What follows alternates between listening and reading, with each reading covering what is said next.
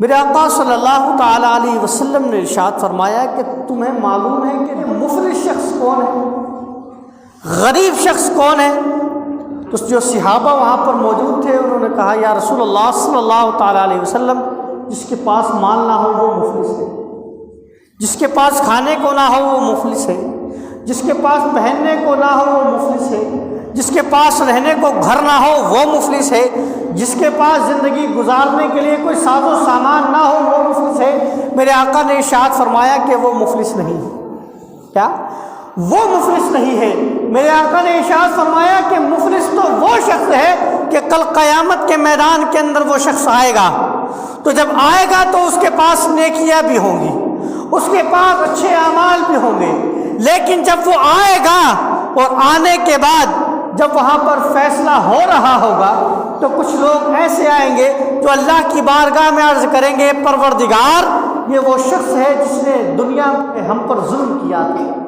یہ وہ شخص ہے کہ جس نے دنیا میں رہ کر ہم پر زیادتی کی تھی۔ میرے آقا صلی اللہ تعالیٰ علیہ وسلم ارشاد فرماتے ہیں کہ جب وہ آیا تھا تو اس کے پاس نیکیاں تھیں، اس کے پاس نیکیوں کا سرمایہ تھا، لیکن اس کے پاس نماز بھی تھے، اس کے پاس روزے بھی تھے، اس کے پاس حج بھی تھے، اس کے پاس نیک اعمال تھے، لیکن جیسے جیسے لوگ آتے رہیں گے اور کہیں گے پروردگار اس نے ہمارے ساتھ زیادتی کی ہے، رب تبارک و تعالیٰ اس کی نیکیاں اٹھا کر اس شخص کو دے دے گا۔ دوسرا شخص آئے گا، وہ بھی رب کی بارگاہ میں عرض کرے گا اے پروردگار اس نے مجھ پر دنیا میں ظلم کیا تھا، رب تبارک و تعالیٰ اس کی نیکیوں کو اٹھا کر دے دے گا۔ یہاں لوگ آتے رہیں گے اور یہاں تک ہوگا کہ اس کی ساری نیکیاں ختم ہو جائیں گی، اس کے سارے اعمال ختم ہو جائیں گے۔ جب وہ تمام نیکیاں ختم ہو جائیں گی اس کے باوجود بھی لوگ آئیں گے، اور آنے کے بعد جب رب تبارک و تعالیٰ کی بارگاہ میں واز کریں گے پروردگار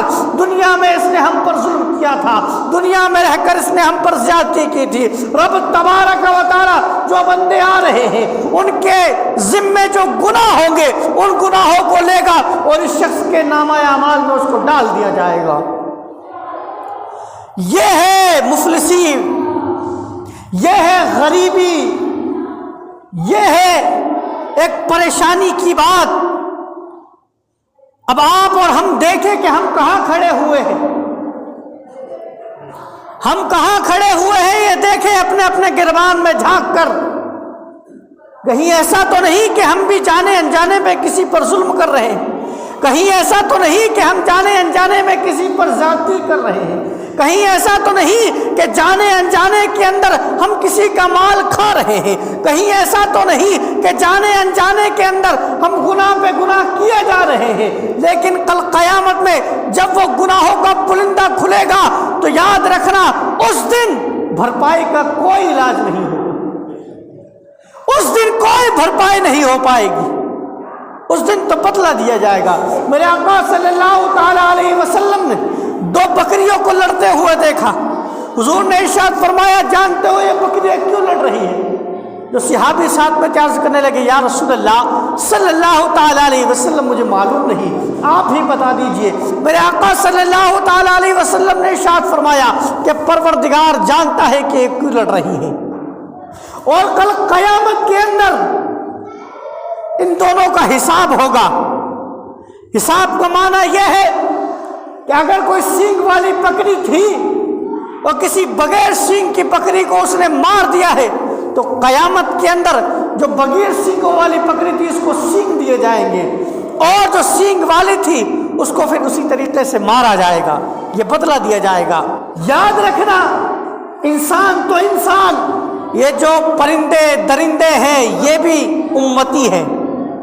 یہ بھی قیامت کے دن پیدا اٹھائے جائیں گے دوبارہ، اور اگر کسی نے کسی کے اوپر ظلم کیا ہے